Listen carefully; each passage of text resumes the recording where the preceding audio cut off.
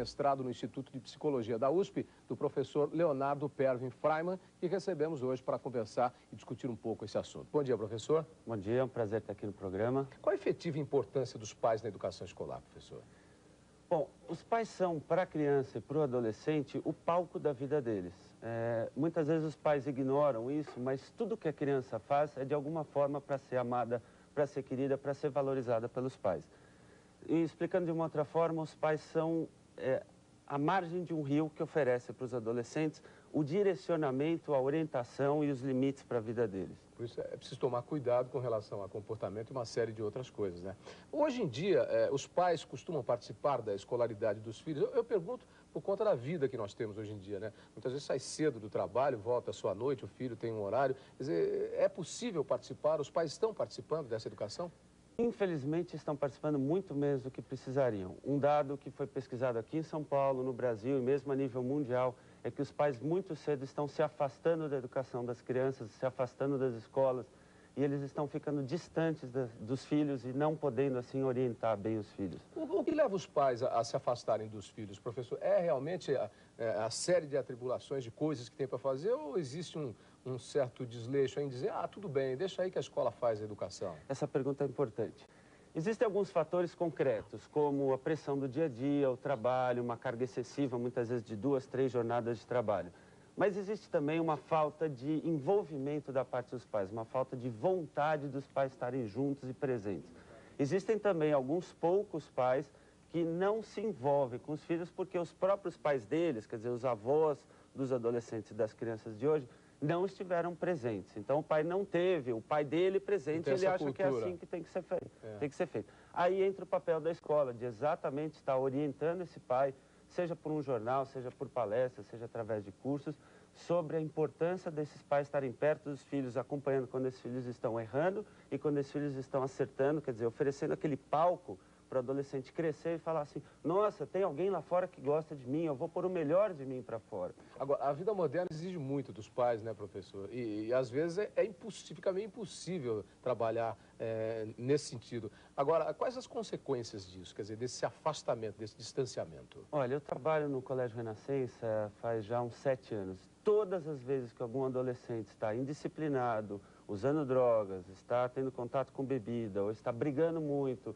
ou ele está, de alguma forma, tendo um rendimento escolar muito baixo, 90% dos casos é a distância dos pais. Porque é a hora que o adolescente cria uma forma indireta, às vezes inconsciente, de chamar os pais para perto de si e dizer, olha, pai, eu estou sofrendo, cuida de mim, olha para mim, eu preciso de apoio. Quer dizer, é aí que entra a questão do impor limite aos adolescentes, né? É nessa hora que o pai não vai conseguir chegar junto e não vai conseguir conversar, quer dizer, e a criança, vamos dizer assim, o adolescente destrambelha, como se costuma dizer. Exatamente. Muitos dos pais dos adolescentes de hoje cresceram na época da ditadura e têm dentro de si aquela memória de que bronca, autoridade, limite é algo ruim. Esses pais precisam se livrar um pouquinho dessa memória e entender que, como eu estava falando no começo, os adolescentes são como um rio. A margem do rio são os pais. O pai e a mãe são 2 margens do rio, ou os pais e a escola. Adolescente, assim como criança, precisa de direcionamento. Precisa de alguém que os oriente pela vida e diga o que é certo e o que é errado, algo que está muito difícil hoje em dia. Os pais precisam impor sua autoridade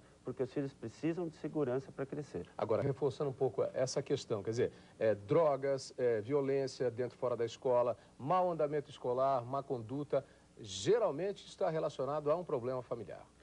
Em 90% dos casos, sim. Tá?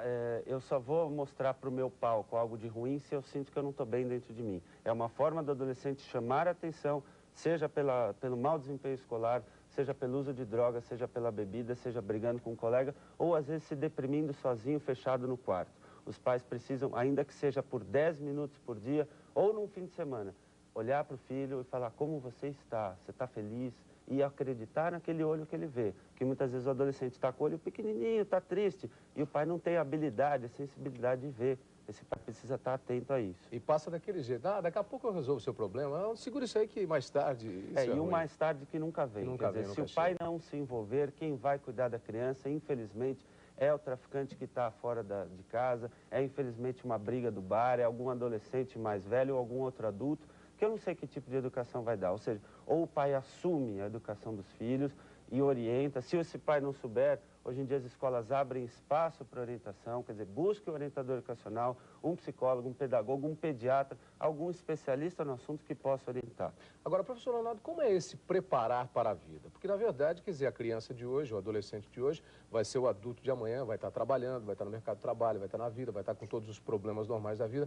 Como é que se prepara? Qual é a fórmula para se preparar para o futuro? Quer dizer, seria vivendo os problemas, trabalhando de uma forma um pouco no aspecto da fantasia, os problemas futuros? Como é isso?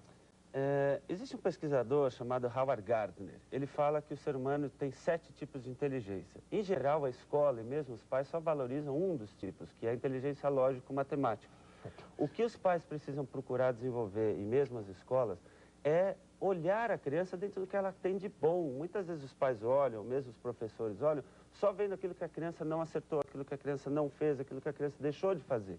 Quer dizer, uma criança pode ser boa em música, uma criança pode ser boa em relacionamento pessoal, uma outra criança vai ser boa em abstração, outra vai ser em número. É não querer que a criança, me desculpe interromper, seja como você quer que ela seja. Exato, quer dizer, cada pessoa é única, cada criança é única e os pais precisam acreditar que seu filho tem coisas bonitas, tem habilidades maravilhosas, mas isso só vai ser descoberto, Tavinho, se os pais se aproximarem dos filhos. Eu só vou saber os frutos de uma árvore se eu me aproximo dela e se eu cheiro o que ela está me trazendo. Essa questão da aproximação, ela é fundamental, né? E o diálogo, ele continua sendo a melhor solução. Quer dizer, a porta tem que estar sempre aberta, porque se ela estiver fechada, o seu filho vai fazer consulta com outra pessoa que pode não ser a mais adequada. Se o seu filho não lhe consultar, ele vai consultar algum outro adulto que o oriente na vida.